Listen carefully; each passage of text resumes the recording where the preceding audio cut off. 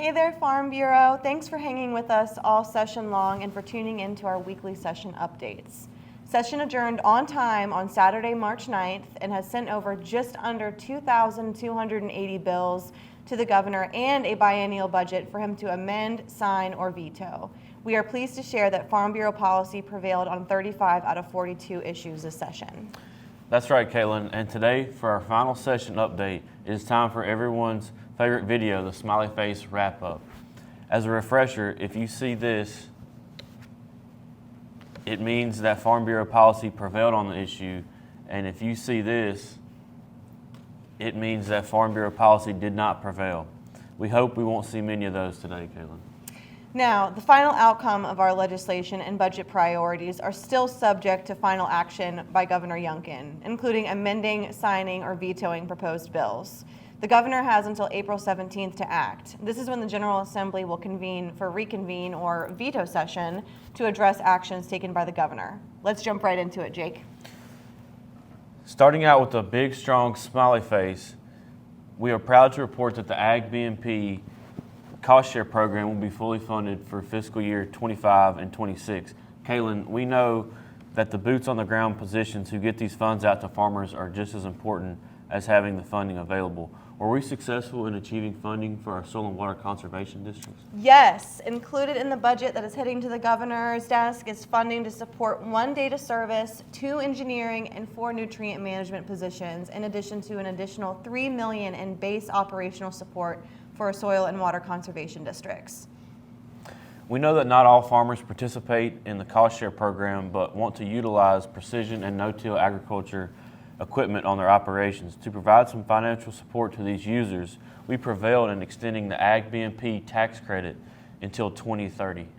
Because of your advocacy, we were able to ensure that local government zoning authority was protected when siting utility-scale solar facilities. Over 700 Farm Bureau leaders connected with their legislators through our action alerts to share their concerns over legislation that would have prohibited a locality from issuing a solar moratorium unless 4% of their total land area was under solar. This is the power of grassroots advocacy. Unfortunately, you can't win them all. Legislation failed that would have incentivized the development of solar on parking lots, rooftops, or brownfields. Virginia will better be able to protect, conserve, and streamline resources to our working farms and forest lands through the creation of an Office of Working Lands Preservation within the Virginia Department of Forestry. We all know Virginia Grown stands out, and we were successful this year in creating a Virginia Verified Meat label for livestock that are born, bred, raised, and processed in the Commonwealth.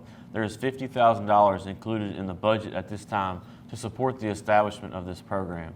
97% of Virginia family farms are family-owned. We help protect familial farm transition by preventing the reinstatement of the Virginia estate tax. Our livestock producers rely on the Wildlife Damage Cooperative Program, which helps damage done by coyotes and black vultures. We were successful in obtaining an additional $100,000 to support this program this year. We also secured support for our localities who forego revenue due to the utilization of forest land use assessment by securing $2.5 million in fiscal year 25 to support the Forest Sustainability Fund. And also, a work group led by the Board of Vet Medicine and the state veterinarian will soon convene to address the large animal veterinarian shortage in Virginia. A concerted effort by Team Ag and Forestry is currently underway in hopes of having Governor Youngkin veto the topic of our final frowny face this session. Legislation has passed that will currently raise the minimum wage rates and remove the longstanding farm worker exemption.